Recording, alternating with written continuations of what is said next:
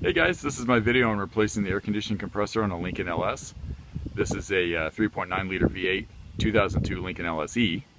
I've had this car for about 4 years and it's been very trouble free, even though I probably just jinxed myself. These cars have a bad rap of having problems continually, but for 14 years and 164,000 miles on this thing, the AC compressor decided to start leaking out through the clutch shaft. So I was just going to do a quick tutorial on how to do it. Anyway, just follow along. Okay, the first thing it'll have to do is pull the engine cover off and the intake tube. Now the intake I have on here is a kind of an eBay sweatshop kind of deal that I just tried. As a side note, I don't think that this thing really adds too much extra horsepower, but the only thing it actually does is when you do get on it, it does sound a lot better. But anyway, those two will have to be removed first so you can get to the serpentine belt tensioner. Okay, and here's removing the serpentine tensioner to remove the belt. Okay, now on the Lincoln LS, the air conditioning compressor is on the lower side of the engine on the driver's side. And after getting the wheel off and the car up on jack stands, there's quite a few splash shields and covers and all that have to come off first before you can get to everything. The first one up here is one of those plastic push pins. And they're pretty easy to get out. You just stick a screwdriver up underneath there and they usually come out of there pretty good. Sometimes they'll fight you, but they're not too bad. Let me see. Some of the fasteners that you have down here, most of them are like 8mm, 7/32, 6mm, and they go along the frame, looks like, and then also on the front of the fascia. So you go ahead and take all those off there. And I already have my drill set up with a socket on there. That way. That'll make quick work of the majority of this. The screws can be pretty long, some of them. Let's see.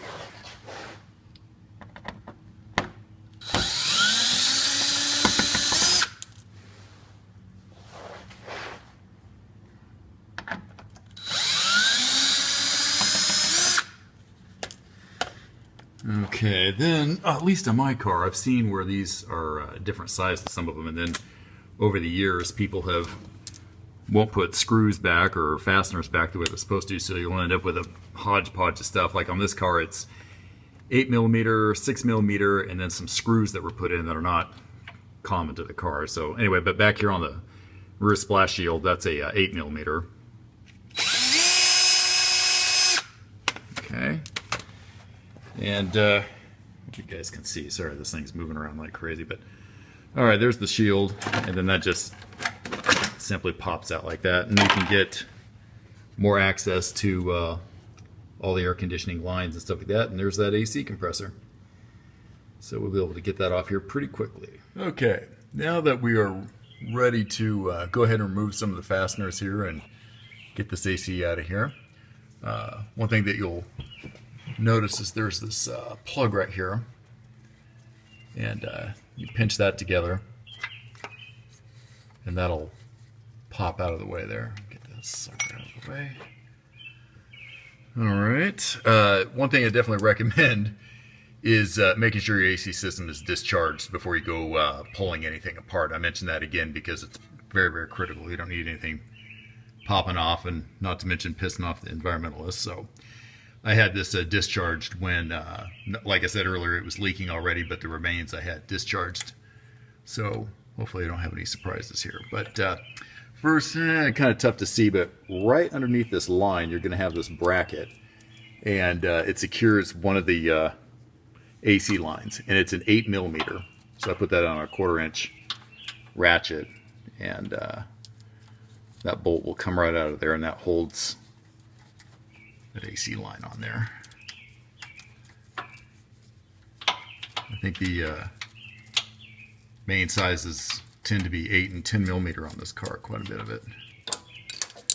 And it's tight, it's not real fun. Too bad it wasn't on top like a lot of the guys do, but these engines are tight in here. Seems like there for a while, every time I had to work on one of these cars, I've done anything from radiators to changing the timing chains out completely to suspension and all that kind of thing, and it seemed like valve cover gaskets, coils, are some of the top deals for these cars. And it seems like every time you go to work on them, the first thing you have to do is pull the windshield wipers off, which is crazy. Okay, so that is out of the way. And then the next thing I want to do is pull this manifold. And that's 10 millimeter. That comes out pretty quickly. Again, make sure your system's discharged. Have a fun little surprise pulling that thing off there. Also, sorry if the camera doesn't stay focused on certain spots. It's kind of hard to hold this thing and film at the same time.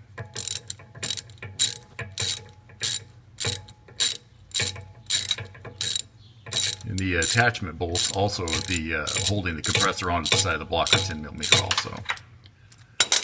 Okay. That comes off there. This pulls down.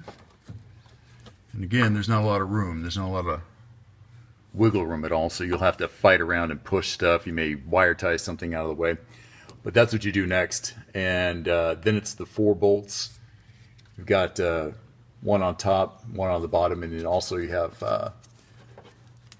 back up in here you have also the other 2 bolts. You can't see it, right?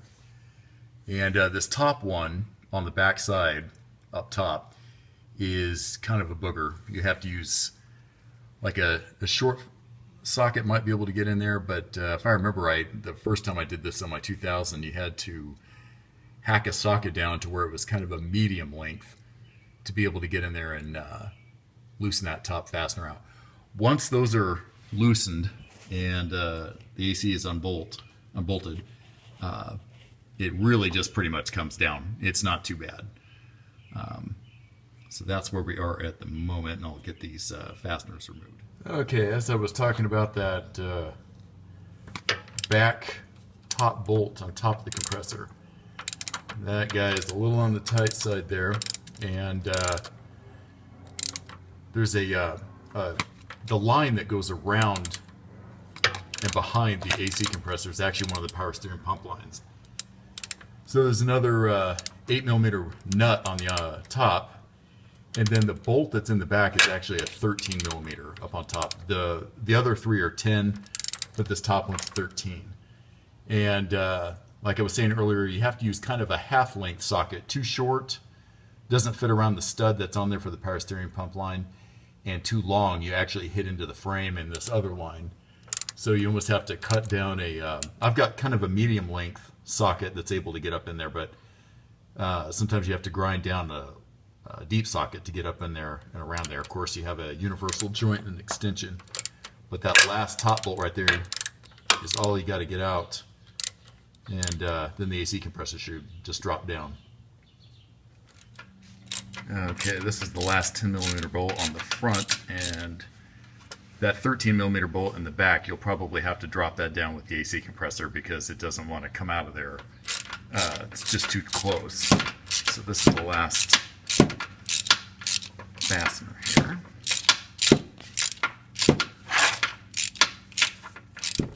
These are some long fasteners. Ooh.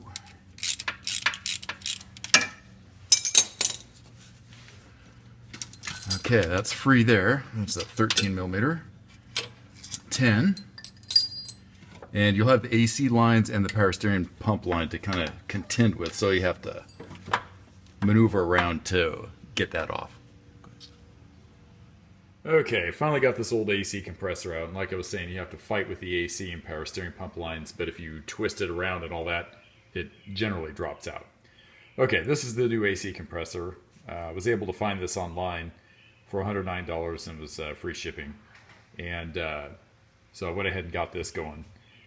Before you put in any new air conditioning compressor, you want to pull these caps off. And I've got PAG refrigerant oil. This is 8 ounces. And I want to make sure there's nothing on any of these orifices. But you want to pour in a few ounces on one side. Oops. And a few ounces on the other side.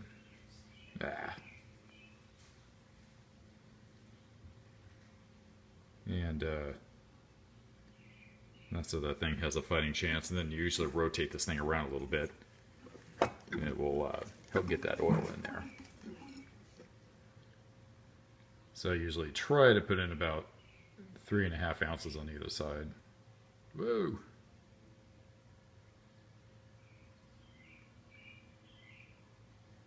And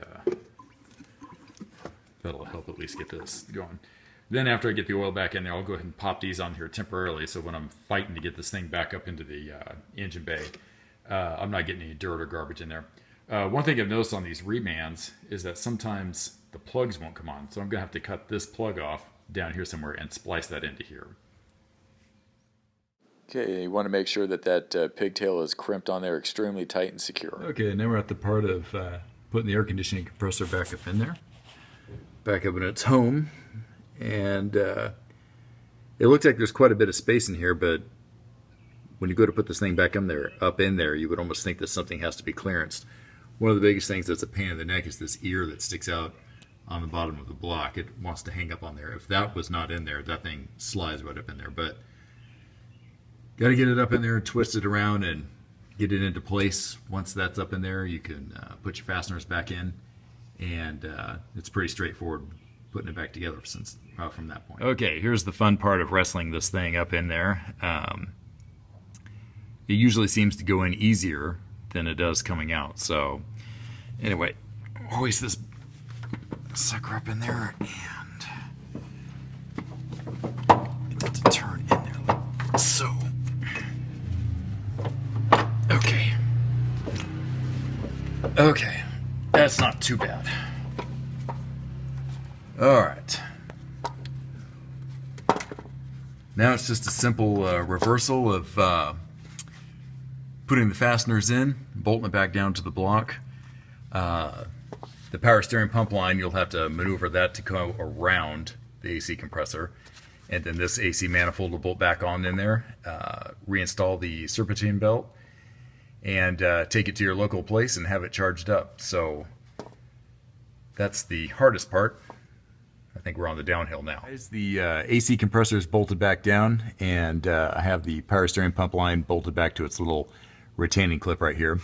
And hopefully you guys can see okay, but I wanted to point out to make sure that before you bolt on the refrigerant lines back to the compressor, to make sure that all the O-ring material, any grit, dirt, or sand, or something like that that's gotten around these things is cleaned off. On mine, there was actually some old O-ring material left on here.